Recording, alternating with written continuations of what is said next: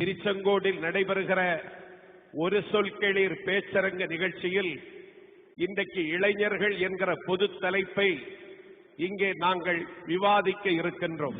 காதல்னா என்ன அப்படின்னு நிறைய பேர்ட்ட கேட்டாங்களாம். ஒரு பரோட்டா மாஸ்டர்கிட்ட கேட்டாங்களாம், காதல்னா என்ன அப்படின்னு. அதுக்கு அவர் சொன்னாரா, காதல்ன்றது பரோட்டா மாதிரி ரெண்டு பக்கமும் வெந்தாதான் டேஸ்டா இருக்கும் அப்படின்னாராம்.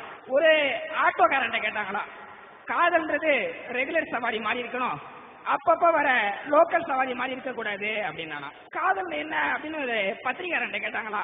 அதுக்கு அவன் சொன்னான், காதல்ன்றது கன்னித்தீவு மாதிரி, அதுக்கு முடிவே கிடையாது அப்படின்னா. காதல்ன்றது என்ன அப்படின்னு ஒரு போலீஸ்காரன்ட்ட கேட்டாங்களா. அதுக்கு அவன் சொன்னான், காதல்ன்றது மாமூல் மாதிரி, அதிகமா கிடைச்சா சந்தோஷம், கம்மியா கிடைச்சா துக்கம் அப்படின்னா. ஒரு லவ் பண்ணிட்டு போயிட்டு காதல்னா என்ன கேட்டாங்களா. அதுக்கு அவன் சொன்னான், காதல்ன்றது கார்பரேஷன் கக்கூஸ் மாதிரி, வெளியில இருக்கவன் உள்ள ஓட துடிக்கிறான், உள்ள இருக்கவன் எப்படா வெளியில ஓடலாம் துடிக்கிறான் அப்படின்னா. காதலை பத்தி சேத்தன் பகத் அப்படின்றவரு அழகா சொன்னாரு.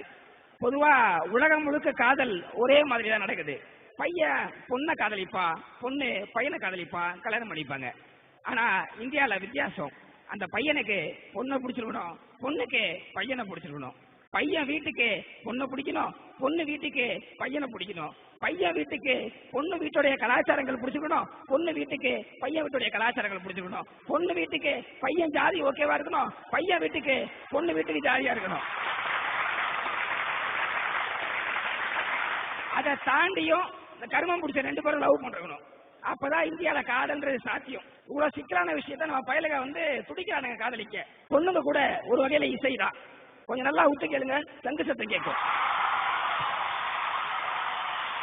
சார், இப்பெல்லாம் பாத்தீங்கன்னா இளைஞர்கள் பேஸ்புக்ல பாக்குறாங்க, வாட்ஸ்அப்ல லவ் பண்றாங்க, ஸ்கைப்ல உறவு கொள்றாங்க, வீடியோ சாட்ல குழந்தை பெற்றுக்கிறாங்க. பாத்தீங்கன்னா ஈபேல டைவர்ஸ் வாங்கிக்கிறாங்க, OLXல புருஷனையே வித்துடுறாங்க. சிவன் காதலிச்சா திருவிளையாடல், பெருமாள் காதலிச்சா பெருமை, கிருஷ்ணன் காதலிச்சா லீல. ஆனா நீங்க காதலிச்சா ஈவ்டீசிங் ஆச்சு. அதை புரிஞ்சுக்காம சுத்துறீங்களே. எதுக்கு இந்த வயசுல லவ் நான் கேட்கிறேன். லவ்ன்றது என்ன, ஒரு அழகான விஷயம். அது ஆனா எந்த வயசுல வரணும்? நீங்க எல்லா விஷயத்தையும் சாதிச்சதுக்கு அப்புறம் வந்தா பரவாயில்ல. இளைஞனுடைய வாழ்க்கையில வளரும் போதே காதல்ன்ற ஒரு விஷயத்தை எடுத்து அழிஞ்சு போயிட்டு இருக்கான் அப்படின்றத மறுக்க முடியாத உண்மை. லவ் வீட்டுக்கு தெரிஞ்சா நாயே யார காதலிக்கிற அப்படின்னு கேக்குறாங்க. அந்த பொண்ணு வீட்டுல எந்த நாயை காதலிக்கிற அப்படின்னு கேக்குறாங்க. எதுக்கு நமக்கு இந்த நாய் பொழுது? இவன் தினம் அவளுக்கு ஒரு பூ கொடுத்தான், அவ பதிலுக்கு ஒரே ஒரு பூ கொடுத்தா, அதுக்கு பேர் தான் ஆப்பு. பொதுவா பசங்க பாத்தீங்கன்னா இந்த காதல்ல ரஜினிகாந்த் மாதிரி, இவங்களுக்கு காதல் எப்ப வரும் எப்படி வரும்னே தெரியாது. பொண்ணுங்க சத்யராஜ் மாதிரி, கேரக்டரையே புரிஞ்சுக்க முடியாது. ஒரு ரெண்டு பொண்ணு நடந்து போயிட்டு இருந்துச்சான். ஒரு ரெண்டு பசங்க ஃபாலோ பண்ணிட்டே போயிட்டு இருந்தானுங்களா. அந்த பொண்ணுங்க பாதிச்சான், இந்த பயலுக ரொம்ப நாளா நம்ம பின்னாடி வந்துகிட்டே இருக்கிறானுங்க, ஏதாவது பண்ணுவோம் அப்படின்ட்டு ராக்கி கயிறை எடுத்து அந்த ரெண்டு பையன் கையிலையும் கட்டி கையில கட்டி அண்ணாண்டுருச்சுங்களாம். உடனே நம்ம பையன் பார்த்தா, மச்சான் ஏன் தங்கச்சியை நீ கட்டிக்கோ, உன் தங்கச்சியை நான் கட்டிக்கிறேன். இந்த இளைஞர்கள்லாம் எவ்வளவு விஷயத்தை பின்பற்றலாம், ஆனா அவனுங்க ஃபாலோ பண்றது காதல்ன்ற ஒரு விஷயத்த மட்டும்தான். இன்றைய இளைஞர்கள் நான் கேட்கிற விஷயம் என்னன்னா, கையில பச்சை குத்துறிய, பச்சை குத்துறது பெருசு கிடையாது. அந்த பொண்ணு உன்னை விட்டுட்டு போனதுக்கு அப்புறம் அதே பேர்ல உனக்கு ஒரு பொண்டாடி கிடைக்குமா? வாழ்க்கை ஃபுல்லா அதை வச்சு தானே வாழ்ந்துகிட்டு இருக்கிறோம். பழைய ஷாக்ஸை மோந்து பாக்குறத விட கொடுமையானது பழைய காதலிய ரோட்ல பாக்குறது. நீங்களா லவ் லெட்டர் பாத்தீங்கன்னா பசங்களாகட்டும் பொண்ணுங்களாகட்டும் சிலர் ஓவரா ரத்தத்துல எழுதி கொடுக்குறாங்க. ஏண்டா ரத்தத்துல லவ் லெட்டர் எழுதி கொடுக்குறிய, அந்த பொண்ணுக்கு உன் மேல காதல் வருமா வாந்தி வருமா பார்க்கும்போது? எந்த விதத்துல கொடுக்குற? எனக்கு தெரிஞ்ச ஒரு பையன் ஒரு பொண்ணை கொடுத்தா, ஒரு லவ் லெட்டர், ஒரு கல்யாண பத்திரிக்கை, ஒரு கண்ணீர் அஞ்சலி போஸ்டர். அன்பே நீ என் காதலை ஏற்றுக்கொண்டால் கல்யாண பத்திரிக்கை, இல்லனா கண்ணீர் அஞ்சலி போஸ்டர் அப்படின்னா.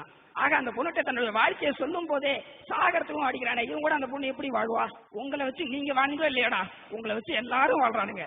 செல்போன் கடைக்காரன் வாழ்றான், சிம் கடைக்காரன் வாழ்றான், ஐஸ்கிரீம் கடைக்காரன் வாழ்றான், இளநீ கடைக்காரன் வாழ்றான். அதுவும் இளநீ கடையில பாத்தீங்கன்னா ஒரு இளநில வாங்கி 2 ஸ்டாப் போட்டு குடிப்பாங்க. அப்போ விட மாட்டான், 3 இளநீ வாங்கி குடிச்சாதான் விடுவான்னு குடிச்சு விட்டான்னு சொல்லிடுவான். அது எப்படி 20 வருஷமா பெற்று வளர்த்த ஒருத்தவங்களை விட்டுட்டு 20 நாளே ஆன ஒரு பையனா தான் வாழ்க்கைக்கு முக்கியம் எப்படி முடிவு பண்றீங்க? அது எப்படி உண்மையான காதலா இருக்கும்? அடுத்து நிறைய பேர் பாத்தீங்கன்னா கையை கிழிச்சிக்கிறீங்க, அந்த பொண்ணு வேணாம்னு சொல்லி இல்ல பையன் வேணாம்னு சொல்லிட்டானு கையை கிழிச்சிட்டு ரத்தத்தை கொடுக்குறிய, உனக்கு அவ்வளவு அக்கறை இருந்தா அந்த ரத்தத்தை பிளட் பேங்க்ல போய் கொடு. எந்த பெண்ணோட அழகை இவனுக்கு பிடிச்சி அந்த பொண்ணுக்கு காதல சொல்றான், ஆனா அந்த பொண்ணு இவனை வேணான்னு சொன்ன உடனே அதே பொண்ணு மேல ஆசிட் ஊத்துறியே, மூதேவி நீலாம் உருப்படுவியா? One boy is in a village, ஒரு கிராமத்துல ஒரு பையன் இருந்தான்.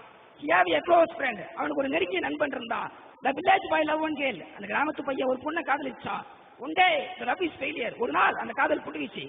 the friend is going to solve the problem, அந்த கிராமத்து பையன் லவ் எடுத்து சொல்ல போனான். but he not returned, அவன் திரும்ப வரவே இல்லை. why ஏன் தெரியுமா? because both are escape, அவங்க ரெண்டு பேரும் ஓட்டாங்க. இன்னைக்கு லவ்லாம் இவ்வளவு கேவலமா போயிட்டு இருக்கு. தயவு செய்து உங்களுடைய பாதையை வேற விஷயத்துல போடுங்க. அப்துல் கலாம் உங்களை 2020 இந்தியா வல்லரசுன்னு கனவு காண சொன்னா, நீங்க காண்ற கனவோ கலர் மேலவா இருக்கிறது. ஏனே காதலியுங்கள், காதலில் வரும் சந்தியாவை அல்ல, சிக்கலில் தவிக்கணும் இந்தியாவை என்ற நேரத்தை தெரிவிச்சுக்கிறேன்.